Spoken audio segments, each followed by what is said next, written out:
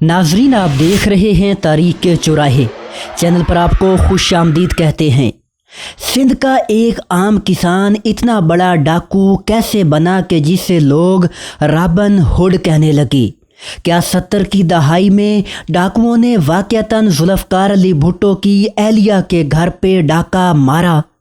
और इस बात में कितनी सच्चाई है कि 80 की दहाई में सिंध के डाकुओं ने मारूफ सियासतदान मखदूम सैयद फैसल सालेह हयात के भाई को अगवा कर लिया था। मौजूदा नामवर सियासतदान सैयद नवीद कमर और मारूफ बिजनेसमैन सेठ सुलेमान दाऊद को डाकुओं ने 80 की दहाई में कैसे अगवा किया और ये लोग कितने पैसों के इवज़ रिहा हुए? सिंध में अगवा बराए तावान का आगाज़ किस डाकू ने किया? 80 की दहाई में सिंध के 5 बड़े डाकू कौन थे जिनकी दहशत से पूरा सिंध कांपता था? कौन से ख़ानदान डाकुओं को पालते हैं और फिर वक्त आने पर उन्हें मरवा देते हैं? यही है आज की कहानी। 9 फरवरी 2023 को ये खबर सामने आई थी कि सिंध में कच्चे के इलाके में डाकू राज के खात्मे के लिए सिंध पुलिस ने 2 अरब 80 करोड़ रुपए का जदीद तरीन असला ऑर्डर किया है। सिंध पुलिस ने हुकूमत सिंध की मंजूरी के बाद असले का ऑर्डर दिया था। असला मंगवाने का मकसद कच्चे में डाकुओं के खिलाफ भरपूर ऑपरेशन करना था। जबकि दूसरी जानिब आज से तकरीबन 10 रोज़ कबल यानी 19 मार्च 2024 को एक और चैनल ने ये खबर दी है कि सिंध में सिर्फ 2 माह के दौरान 200 से ज़ायद शहरियों और ताजरों को डाकुओं ने अगवा किया है, जिनमें से सिर्फ 50 की रिहाई अमल में आ सकी। पाकिस्तान कमीशन बराए इंसानी हकूक़ की रिपोर्ट के मुताबिक कच्चे में मौजूद डाकू अगवा बराए तावान के ज़रिए सालाना 1 अरब रुपए हासिल करते हैं। इन खबरों को मिलाकर देखा जाए तो ये सवालात उभरते हैं कि आखिर ये डाकू कौन हैं और क्या डाकू वाक़यातन रियासत से भी ज़्यादा ताकतवर हो चुके हैं। इसके साथ साथ ये बात भी ज़हन में आती है कि आखिर डाकुओं का गढ़ सिंध ही क्यों है? सिंध में ऐसा क्या है? सिंध के डाकुओं की तारीख क्या है और क्या सिंध के वडेरे, जागीरदार, सियासतदान और पीर व गद्दी नशीन इन डाकुओं की पुश्त पनाही करते हैं? सबसे पहले अगर सिंध के डाकुओं के तारीखी पस मंज़र की बात करें तो 70 की दहाई में जब जुल्फ़कार अली भुट्टो वज़ीर आज़म बने तो इसी दौरानिया में डाकुओं ने सर उठाना शुरू किया। इस दौर में 3 डाकू काफ़ी मशहूर हुए, जिनमें मुबीन डाड़ी, खद्दू अलमानी और टो चांडियो शामिल थे। मुबीन डाड़ी का ताल्लुक सिंध के ज़िला नवाबशाह से था और उस वक्त के वज़ीर आला सिंध ग़ुलाम मुस्तफ़ा जतोई का ताल्लुक भी नवाबशाह से था। मुबीन डाड़ी अपनी कार्रवाइयाँ नवाबशाह और सांगढ़ में करता था। प्रोफेसर इमदाद हुसैन सेहतो की मारूफ किताब डेकेड ऑफ डेकेड्स के मुताबिक मुबीन डाड़ी के बारे में कहा जाता है कि एक लोकल वडेरे ने इसकी बहन को अगवा करवा लिया था। वो पुलिस के पास मदद के लिए गया मगर उसे इंसाफ न मिला। यूँ वो अपनी बहन की इज्जत का बदला लेने के लिए डाकू बन गया। दूसरा बड़ा डाकू टो चांडियो, जो उस वक्त दहशत की अलामत समझा जाता था। टो चांडियो की पुश्त पनाही मारूफ सिंधी सियासतदान GM सैयद के मुखालिफ कज़न इमाम बख्श शाह किया करते थे। इसी ज़माने में सिंध का एक तीसरा बड़ा डाकू खुदू आलमानी भी था। 1973 में खुदू आलमानी की दहशत पूरे इलाके में कायम हुई। खुदू आलमानी सिंध का पहला डाकू था जिसने बाकायदा लोगों को अगवा करवाना शुरू किया, क्योंकि इससे कबल तमाम डाकू लोगों को कत्ल करने और जानवर चोरी करने जैसे जराइम ज़्यादा किया करते थे।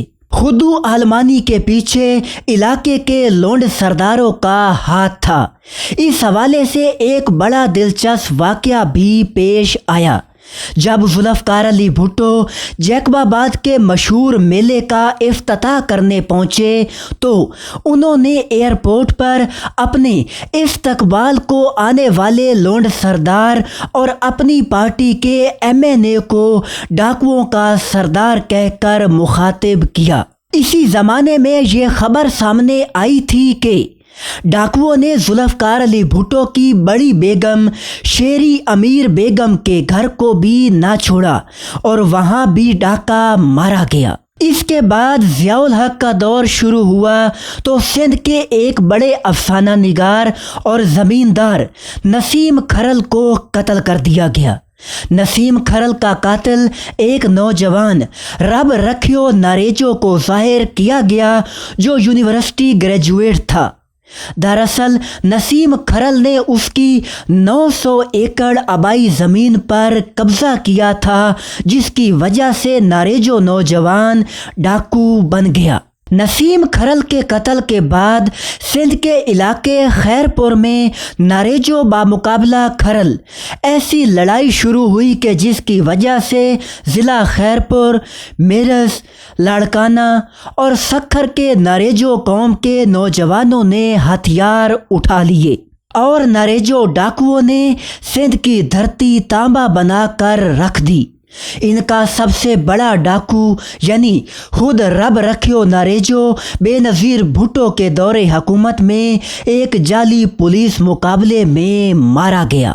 اس کے بعد آتی ہے 80 کی دہائی، وہ دہائی جس کے بارے میں پروفیسر امداد حسین سہیتو نے اپنی کتاب ڈیکیڈ آف ڈکیٹس میں لکھا کہ تب کلاشنکوف پہلے سندھ کے ڈاکوؤں نے استعمال کی اور بعد میں پولیس کے پاس پہنچی۔ 80 کے دہائی کا پہلا بڑا ڈاکو پریل عرف پرو چانڈیو تھا، جسے سندھ کا رابن ہوڈ بھی کہا جاتا ہے۔ پرو چانڈیو ایک ایسا ڈاکو تھا کہ جس کی دہشت سے پورا سندھ کانپتا تھا۔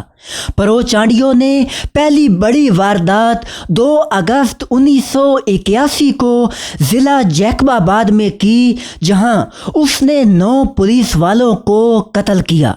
پرو چانڈیو ایک ہاری یعنی کسان تھا جو پولیس کے ظلم سے ڈاکو بنا۔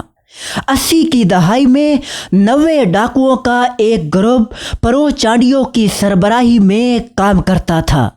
پرو چانڈیو اس لحاظ سے کافی مختلف کردار تھا کہ وہ جرائم کی دنیا سے حاصل ہونے والے پیسے سے غریب لوگوں کی مدد کیا کرتا تھا۔ شاید یہی وجہ ہے کہ جب پرو چانڈیو ایک پولیس مقابلے میں مارا گیا تو سندھ کے لوگوں نے اس کی موت کو ایک ہیرو کی موت کے طور پر لیا اور اس کی میت پر 2000 اجرکیں ڈالی گئیں۔ 80 کی دہائی میں ابھرنے والا دوسرا بڑا ڈاکو بقادار شاہ تھا۔ روزنامہ عبرت کے مطابق بقادار شاہ کا نام 1980-81 میں اس وقت سننے میں آیا جب ڈاکو نصیر فقیر کے ہمراہ اس نے حیدرآباد کے نزدیک سے کچھ افراد کو اغوا کیا۔ بعد ازاں بقادار شاہ نے ڈاکو نصیر فقیر کو بھی قتل کر دیا۔ پولیس رپورٹ کے مطابق بقادار شاہ 60 افراد کا قاتل تھا، لیکن در حقیقت اس نے 80 کی دہائی میں 100 سے زیادہ افراد کی جان لی۔ بقادار شاہ کی طاقت کے پیچھے دراصل سندھ کے معروف قوم پرست سیاستدان GM سید کے خاندان کا ہاتھ تھا۔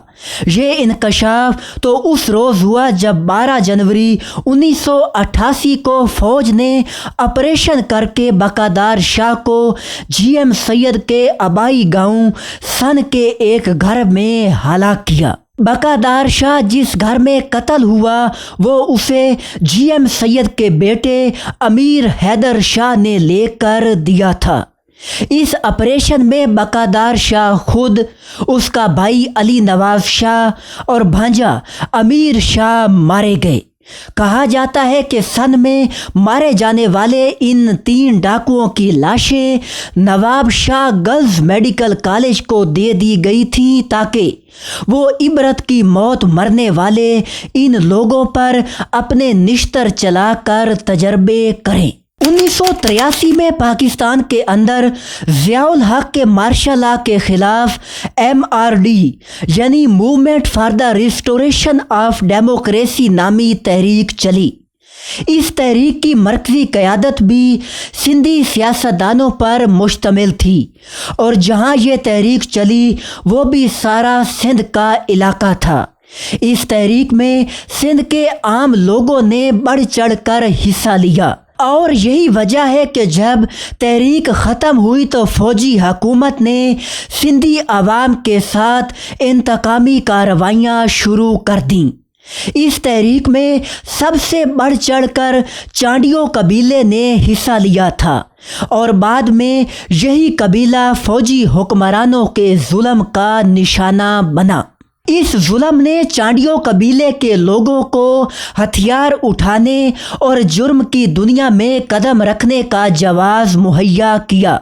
یوں اس قبیلے سے کون سے نامور ڈاکو پیدا ہوئے اور ان کے علاوہ 80 کی دہائی کے آخر اور 90 کی دہائی کے شروع تک کن ڈاکوؤں نے سندھ پر راج کیا اور ساتھ ہی ساتھ 1992 میں ڈاکوؤں کے خلاف ہونے والے فوجی آپریشن کی حقیقت کیا تھی، اس حوالے سے اگلی ویڈیو میں بات کریں گے۔ امید ہے ویڈیو آپ کو پسند آئی ہوگی۔ مزید معلوماتی ویڈیوز دیکھنے کے لیے چینل سے جڑے رہیں اور ہماری معلومات کو مزید بہتر بنانے کے لیے کمنٹ سیکشن میں اپنی رائے کا اظہار ضرور کیجیے۔